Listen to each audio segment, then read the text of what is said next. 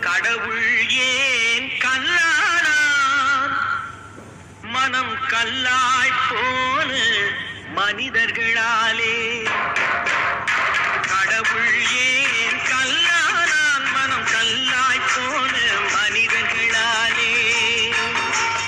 கடவுள் ஏன் கல்லானான்? மனம் கல்லாய் போன மனிதர்களாலே.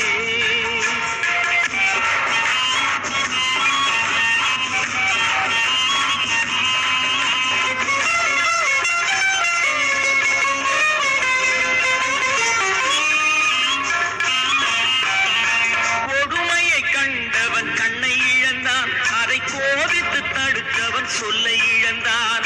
கொடுமையை கண்டவன் கண்ணை இழந்தான். அதை கோபித்து தடுத்தவன் சொல்லை இழந்தான். இரக்கத்தை நினை